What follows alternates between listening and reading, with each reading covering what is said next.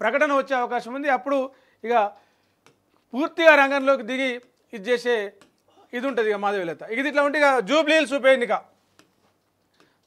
ఉప ఎన్నికను ఏమంటారు ఒక సాకుగా, ఒక అవకాశంగా, ఒక ఆధారంగా చేసుకొని తెలంగాణలో కూటమి ఎంట్రీ ఇవ్వాలని చెప్పేసి ప్లాన్ చేస్తూ ఉంది. కూటమి మీన్స్ బీజేపీ, జనసేన, టీడీపీ.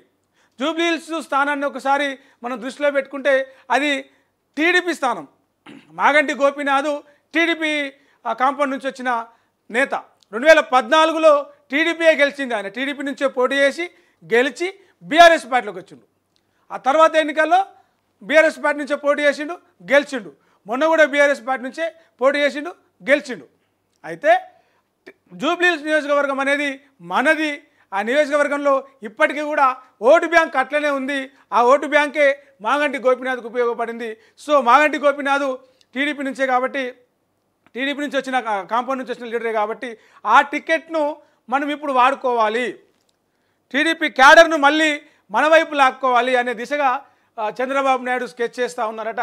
ఈ జూబ్లీహిల్స్ ఉప ఎన్నిక ఆధారంగా చేసుకొని కూటమిని రంగంలోకి దింపి రేపు మున్సిపల్ ఎలక్షన్లల్లో, కార్పొరేషన్ ఎలక్షన్లల్లో, ఊర్లలో ఏదైతే ఉందో స్థానిక సంస్థలు సర్పంచ్, ఎంపీటీసీ, జెడ్పీటీసీ స్థానాలలో కూడా కూటమి పోటీలోకి దిగి అసెంబ్లీ ఎన్నికల నాటికి కొంత ఆధిపత్యం సాధించేలాగా, కొంత ప్రభావం చూపించేలాగా, కొంత బలం పెంచుకునేలాగా చేయాలని చెప్పేసి ప్లాన్ చేస్తున్నట్టు. ఈ క్రమంలోనే గతంలో కూకట్పల్లి నుంచి పోటీ చేయించారు నందమూరి సుహాసిని.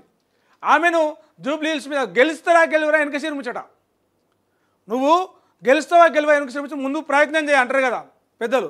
సో అట్లా ఇప్పుడు జూబ్లీహిల్స్ ఉప ఎన్నికల్లో ఇప్పుడున్న పరిస్థితులలో కాంగ్రెస్ వర్సెస్ బీఆర్ఎస్ అంటట్టుగా ఉంటుంది, తగ్గపోరన్నట్టుగా ఉంటుంది. ఎందుకంటే ఒక ఉప ఎన్నికనే కాబట్టి అందరూ లీడర్లను ఆడ దింపుతారు.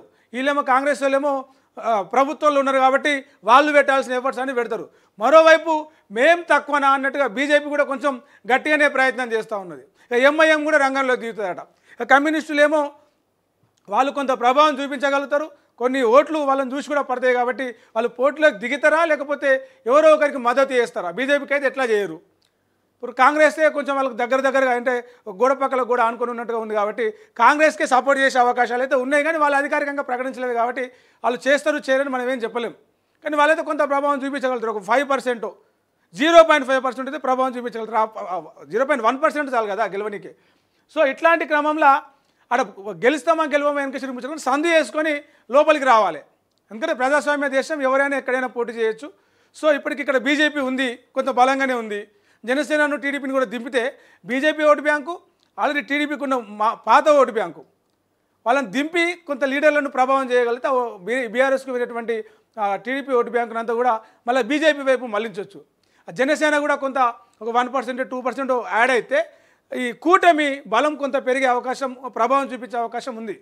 కాబట్టి అయితే బీఆర్ఎస్ వర్సెస్ కాంగ్రెస్ అని జరిగే ఈ పోటీలో కూటమి దిగితే కనుక బీజేపీకి ఉపయోగపడే అవకాశం ఉంటుంది. మరి నందమూరి సుహాసిని దింపితే బీజేపీ వదులుకుంటుందా? ఎందుకంటే గతంలో టీడీపీ మాగంటి గోపీనాథ్ పోయిన తర్వాత టీడీపీ క్యాండిడేట్ పెద్దగా ప్రభావం చూపించలేదు.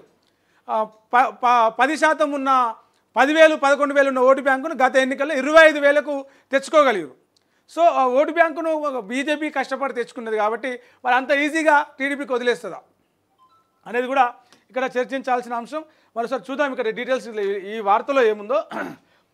తెలంగాణలో పార్టీకి పూర్వ వైభవం తీసుకురావాలని, మరోసారి రాష్ట్రంలో బలమైన పార్టీగా ఎదగాలని టీడీపీ ప్రయత్నాలు మొదలుపెట్టింది.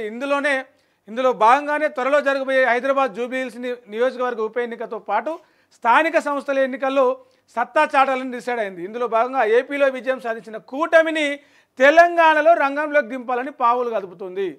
కూటమి పార్టీలైన బీజేపీ, జనసేనతో కలిసి జూబ్లీహిల్స్లో పాగా వేయాలని వ్యూహాలు రచిస్తుంది. అన్నీ అనుకున్నట్లుగా జరిగితే టీడీపీ కీలక నేత నందమూరి సుహాసిని జూబ్లీహిల్స్ బరిలో దించాలని పార్టీ పెద్దలు ప్లాన్ వేస్తున్నారు. జూబ్లీహిల్స్ నియోజకవర్గం సిట్టింగ్ ఎమ్మెల్యేగా ఉండి అనారోగ్యంతో మరణించిన మాగంటి గోపీనాథ్ 2014లో మనం మాట్లాడుకున్నాం ఇందాక, 2014లో టీడీపీ టికెట్ మీదనే గెలిచారు.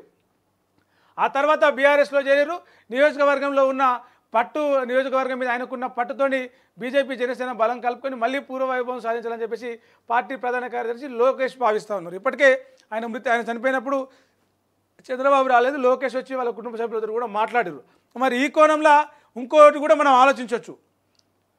ఎట్లాగో గోపీనాథ్ లేడు కాబట్టి వాళ్ళ కుటుంబ సభ్యులతో మాట్లాడి తిరిగి మళ్ళీ టీడీపీ పార్టీలోకి వచ్చేలాగా వాళ్ళ గోపీనాథ్ వైఫ్ ఎవరైతే ఉన్నారో ఆమెను టీడీపీ నుంచి పోటీలో నిలిపేలాగా, లేదు నందమూరి సుహాసినికి మేము మద్దతు ఇస్తున్నామని ప్రకటన చేసేలాగా ఏమైనా చేసే అవకాశాలు కూడా ఉండొచ్చు. ఎందుకంటే ఇట్లాంటి రాజకీయ వ్యూహాలు జరగదు. చంద్రబాబు నాయుడు కొంత సమర్థుడు. అయితే ఆ చంద్రబాబు నాయుడు ఎంట్రీ ఇస్తున్నాడని తెలిస్తే ఇక్కడ కేసీఆర్ కూడా యాక్టివ్ అయ్యే అవకాశం ఉంది. ఎందుకంటే ఇప్పుడు ఏలు పెట్టే సంధిస్తే కాలు పెడతారు, కాలు పెట్టే సంధిస్తే తలకాయ పెడతారు అని చెప్పేసి ఒకటి సామెత ఉంటుంది కదా.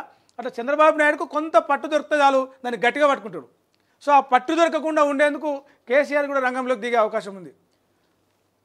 సో ఈ జూబ్లీహిల్స్ ఉప ఎన్నిక అనేది రేపు రాబోయే అసెంబ్లీ ఎన్నికల మీద కొంత ప్రభావం చూపించి దాన్ని అప్పటి రాజకీయాలకు ఒక చిన్న ఎగ్జాంపుల్ లాగా ఎట్లా ఉండబోతుంది, కూరంతా వండినాక మనం మొత్తం తినాం కదా, సైజు చూస్తాం కదా, అట్లా సైజు చూపించే 2029 ఎన్నికలకు సైజు చూపించేలాగా జూబ్లీహిల్స్ ఎన్నిక ఉండబోతుంది అనడానికి ఒక కారణం. ఎందుకంటే ఇటు టీడీపీ కూటమిని కూడగట్టేందుకు ప్లాన్ చేస్తూ ఉంది, అటు కాంగ్రెస్ గెలిచేందుకు ప్లాన్ చేస్తూ ఉంది, అదేమో బీఆర్ఎస్కు సిట్టింగ్ సీటు వాళ్ళు కాపాడుకునేందుకు ప్లాన్ చేస్తూ ఉన్నారు ఇప్పుడున్న పరిస్థితులలో. ఇప్పుడు కనుక బీఆర్ఎస్ జూబ్లీహిల్స్ సీటు బీఆర్ఎస్ చేతుల నుంచి పోయిందనుకో పార్టీకి లేదని చెప్పేసి కాంగ్రెస్ ఇంకా గట్టిగా ప్రచారం చేస్తుంది. ఒకవేళ బీఆర్ఎస్ మళ్ళీ గెలిచిందనుకో ప్రజలు రాష్ట్ర వ్యాప్తంగా ఇదే కోరుకుంటారని చెప్పేసి బీఆర్ఎస్ ఏమంటారు ఫోకస్ చేసి ఇది పడుతుంది. ఈ రెండు కాకుండా నిజంగానే కూటమి కట్టి జనసేన బీజేపీ టీడీపీ కూటమి కట్టి ఇక్కడ వీళ్ళు గెలిచిరనుకో ఎస్ రాష్ట్రంలో కాంగ్రెస్ బీఆర్ఎస్లు కాదు మమ్మల్నే చూస్తున్నారని చెప్పేసి బీజేపీ దాన్ని ఏమంటారు దాన్ని ఎక్స్ప్లోజ్ చేసుకునే ప్రయత్నం చేస్తుంది. దానికి టీడీపీ కూడా వంత వాడుతుంది. ఏమని ఎస్ ఆనాటి పాలనను మళ్ళీ కోరుకుంటున్నారు, తెలుగుదేశాన్ని కోరుకుంటున్నారు, చంద్రబాబు విజన్ని కోరుకుంటున్నారు, హైదరాబాద్ ప్రజలు తెలంగాణ ప్రజలు అని చెప్పేసి వాళ్ళు మొదలు పెడతారు. సో ఇట్లాంటి వాళ్ళు మొత్తం రాజకీయము ఈ జూబ్లీహిల్స్ ఎన్నికల నుంచి చాలా మంచిగా రంజుగా ఏమంటారు ఇంట్రెస్టింగ్గా హాట్గా వేడిగా జరగబోతుందని చెప్పేసి చెప్పొచ్చు. ఇక దాంతోపాటే ఇది కూడా ఉంటాయి స్థానిక సంస్థల ఎన్నికలు ఒక ఏడాది పాటు పండుగనే. ఎలక్షన్ల పండుగ పార్టీలకు కార్యకర్తలకు ఫుల్ పండుగ. ఎత్తులు చిత్తులు జిత్తులు ఎత్తుగడలు పై ఎత్తులు వ్యూహాలు ప్రతి వ్యూహాలు ఇవన్నీ ఉంటాయి. సో మాగంటి గోపీనాథ్ కూడా మొదటిసారిగా టీడీపీ నుంచి పోటీ చేసి విజయం సాధించాలని గుర్తు చేస్తున్నారు. ఇంకా అక్కడ టీడీపీ ఓటు బ్యాంకు చెక్కు చెదరలేదని చెప్పేసి అభిప్రాయం వ్యక్తం చేస్తున్నారు. నందమూరి ఫ్యామిలీకి చెందిన సువాసిని వైపే పార్టీ హైకమాండ్ మొగ్గు చూపుతోంది. ఈ ఉప ఎన్నికల తెలంగాణ మరోసారి ఉనికి చాటుకునేందుకు తెలుగు తమ్ముళ్ళు కాలు దువ్వుతున్నారని రాజకీయ వర్గాల్లో టాక్ వినిపిస్తుంది. ఓకే, తెలుగు తమ్ముళ్ళు అంటే టీడీపీ తమ్ముళ్ళు అన్నట్టు. తెలుగు తమ్ముళ్ళు కాలు దూతుంటే తెలంగాణ తమ్ముళ్ళు కూడా కొంత వాళ్ళు కూడా రెడీగానే ఉన్నారు ఎదుర్కొంటేందుకు. చూడాలి మరి వీళ్ళు ఏం అనౌన్స్ చేస్తారు, ఏం ప్రకటన చేస్తారు. అధికారిక ప్రకటనలు వస్తే మనం ఇంకా కొంచెం డీటెయిల్గా మాట్లాడుకోవచ్చు. ఒక వార్త వస్తే మనం ఆ వార్తనే ప్రధానంగా చేసుకొని మాట్లాడుతున్నాం.